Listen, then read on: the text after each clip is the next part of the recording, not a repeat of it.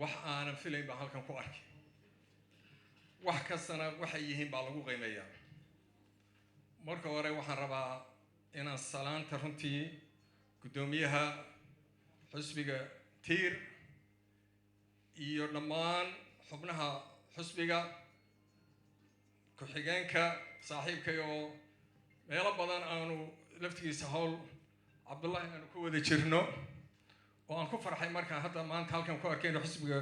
tiir uu ku-xigeen ka yahay waxaan kaloo salaamayaa xusbiyaday aniga laftigaygu aan mar ka tirsanaa oo asxaabtaydu maanta halkan ay hor fadhiyaan iyo madaxda dowladda oo senatarka iyo xildhibaanada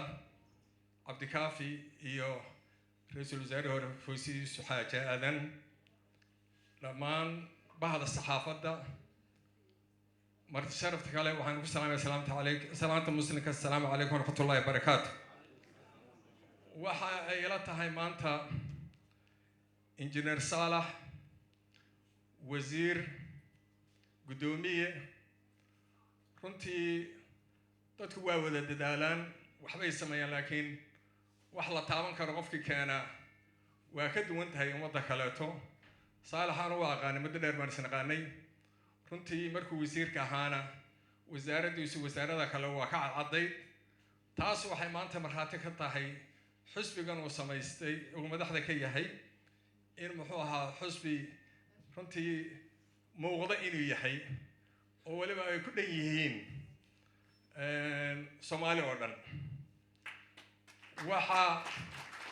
iiga soo baxday halkaas in ay yihiin meel kastoo soomaali ay joogto xusbigiisu matalaad buu ku leeyahay waana waxaa la yska wada faray oo la yska rabaa tan kaleeto xusbigu marka hadda laygu yidhi afar sano saalax way ag fadhiyo haddana waxaan yidhi saalax ma sax baa mise waa 4 sano intii kasoo wareegtay 4 sano kasoo wareegtay buu yidhi runtii 4 sano wax markhaati ay ka tahay xusbigu maanta meeshuu gaarsiisan yahay ku dayasho inuu mudan yahay xusbiyada kalena u qirayaan inuu yahay xusbi kaalintiisii ka soo baxay anugu runtii aad baan u jeclaa dhextaalkii markii lagu soo daray oo dhallinyaradii fanaaniinta ahayd oo weliba sida geesinimada lahayd xusbigu u taabtay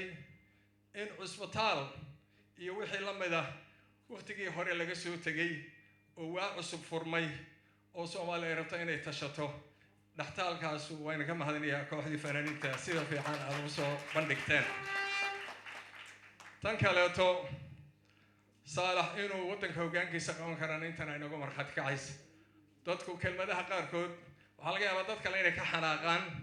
anugus waa layga bartay in wixii niyaddeedu ku jira inaan sheego saalax marka waad muujisay inaad maanta matalaadeeda aad leedahay Soomaaliya hoggaankeeda inaad qaban kartid waan kugu soo dhaweynaynaa waan kugu garab taagannahay xusbiyada Soomaaliyeed waxaan leeyahay waxaan maqlayay in hadda ay la bahoobay oo la samaystay maxay ahayd coalition waxaan filayaa sida qura wax lagu noqon karaa waa xusbiyada oo isu taga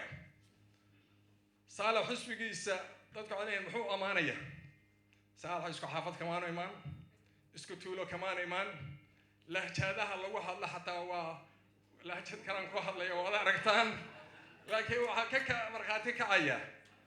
saalax naftiisa ayuu soo dhisay inta ku keenay dadka kale macaariday wuxuuna ka sheegi maayo laakiin saalax ma ahayn nin madaxweynaha wasiiradiisa iyo xildhibaanadiisa iyo xusbi ka dhigtay oo wata ma ahayn waa nin naftiisa wada weeye oo maxay ahayd guul ku gaaray marka kuwa xusbiyada oo isu tago xoog waaweyn oo raggii waddanka u soo tilinaya xukumaan waa mahadsan yihiin iyaga laftiga waxma ka sheegi mayno laakiin saalax oo caata ah baa ka xoog badan aad aragtaan maanta sida waxa uu soo bandhigay ay tahay marka waxaan ugu mahadnaqayaa xusbiyada hal la xoojiyo wax yar baa dhiman inta dhimanna runtii waa tii la yidhi sanadkan waxbaa lagu qaybsanayaa ra-iisul wasaarehena hore foosiisu xaajaadan way taabatay ilaahay tiri petition baa la rabaa in la qoro oo ku jira maxay ahay hiiraan online dhinaca kaleetana magaaladana waa la maraya marka dadku waxa loo baxay loo dhaqaaqay in walba xisbigu uu rabo galo xisbigiisana uu ku sharaf tago uu berri wax ku noqdo marka waxa weeyaan hadal ku raagin waxa qeyra iga keenay saaxiibkay Saalax oon ogaa waliba dadku nin walba intan wax waa soo arkeen saarabtiisu xataa waxaan filay haddana khaldanayna xataa dil la isku dayay in la dilo baa jirtay yaa la dilaa qof waxa baa la dilaa qof aan waxba ahayn lama soo hadal qaado la isku manadeeyo marka ilaahay ka badbaadin uma hadnaqayna waana xoog iyo orod baad ka sii qaaday guulaysan ku leeyahay waxaana leeyahay baxda saxaafadda miidiyaha oo aan marna ilaaw karin waayo waxa la hayo haddaan miidiyuhu aanay tabin inay kaliya dhexdeena sheekaysanay noqonaysaa marka baxda saxaafadda iyo xusbiyada iyo fanka intiina waxaan leeyahay waa maasantiin